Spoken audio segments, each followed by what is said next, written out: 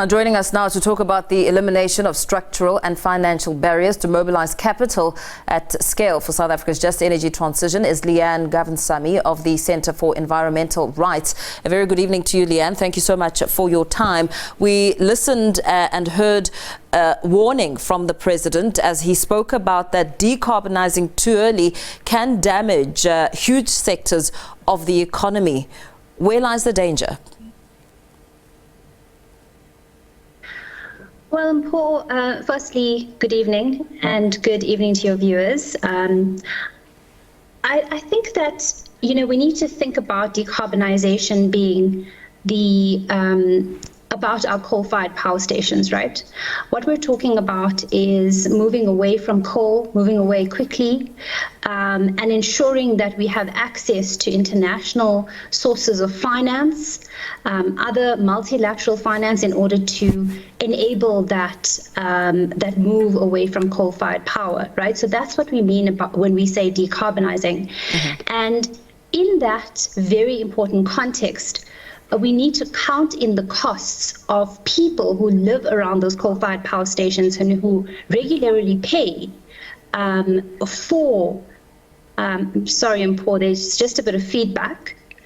So I hope I'm able to continue. But yes, please do, because you're very clear on our end. It's very important for us. Okay, great. So it's important to consider what that decarbonization means in this context, right? We want financing for our just transition, but there are costs associated with that are beyond financial costs. Mm-hmm. People living around those coal-fired power stations are paying with their lives. They're paying because they're exposed to pollution. Their children are paying for those health costs, etc., right? So that is the context in which we are thinking about decarbonization and the just transition in South Africa.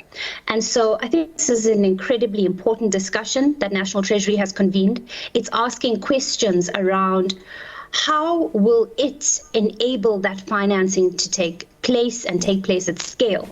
What regulatory and other reforms come into play in order to enable that financing, right?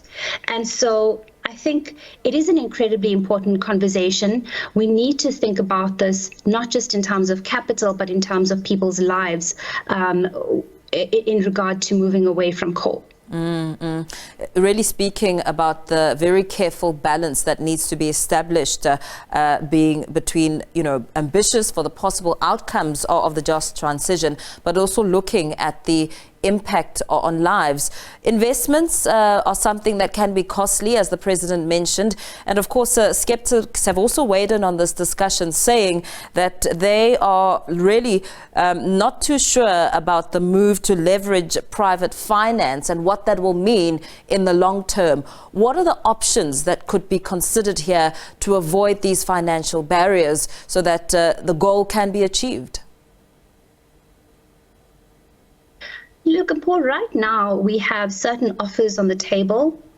You're looking at highly concessional finance, meaning finance that comes along with rather cheap interest rates, if we want to put it really simply. And some of the concessional finance that is on the table for decarbonizing our electricity sector, for example, is through the accelerated coal transition plan. You've got the climate investment funds that are offering amounts, $500 million US, and so large amounts of money in order to aid that decarbonization. So the requirements for some of that finance is that we move quite quickly away from coal. And in thinking very carefully about that balance that you just mentioned, at the same time, that there have been decisions, in particular coming out of the Department of Environmental Affairs, that have granted licenses to Eskom to keep running those power stations beyond 2030. And so they essentially have a license to pollute.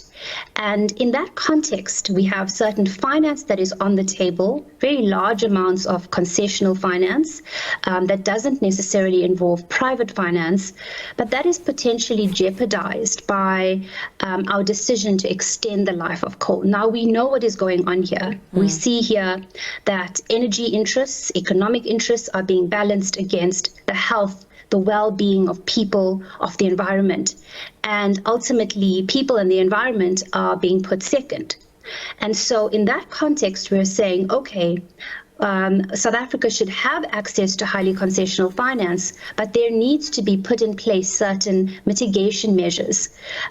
If there are multilateral and other types of finance that is going to support our just transition, support decarbonizing the electricity sector, and if there's a decision to extend the life of coal, then finance must be applied to mitigate the impacts of pollution. So ensuring that there is access to healthcare, ensuring air purifiers, ensuring that children in particular have access to healthcare, given their long-term exposure to pollution in those areas. And so in that balance, we do have access to finance that is quite concessional, but we need to ensure that those financiers are made aware of the very real impacts that communities are facing, and that finance is not just going to Eskom for decarbonization, but going to communities to ensure environmental and social protections as well. That's the message that needs to be made very clear. Yeah.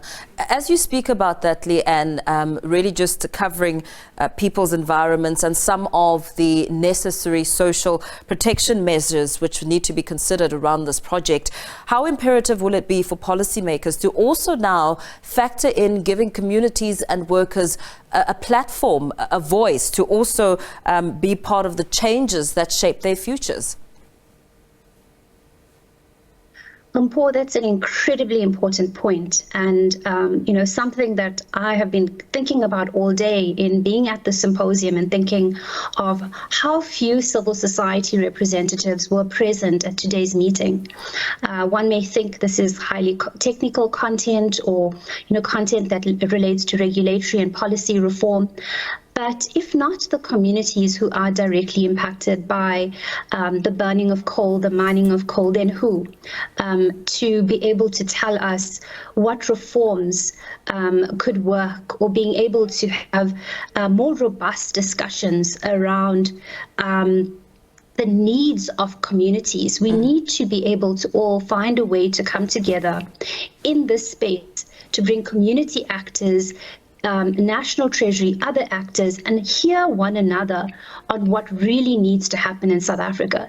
This is not about global actors being present in these kinds of meetings and directing industrialization or directing a particular pathway. We first need to listen to what South Africans need and then be guided in respect of our policy and other regulatory reforms.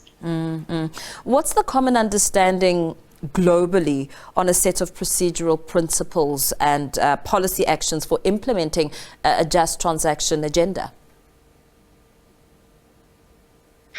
Look, Paul, I think that's a very interesting question. South Africa was one of the first countries in which a JETP was announced, a Just Energy Transition Partnership, and we are really setting the agenda, setting the scene for what a just energy transition is, a just transition is.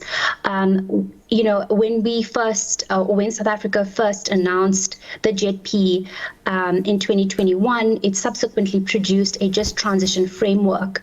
Yeah. And it set out a variety of principles around restorative, distributive, and procedural justice, meaning we need to look back and look at the impact of coal mining and the burning of coal and ensure that both people and the environment are almost restored, that we have a sense of what coal mines need to be rehabilitated, that we have a sense of procedural justice and proper consultation, that any benefits or wealth creation ensures proper distribution of such wealth. And there are very clear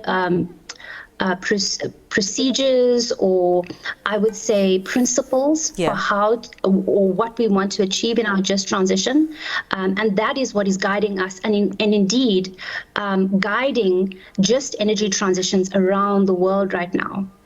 Very well. Thank you so much for weighing in on this discussion.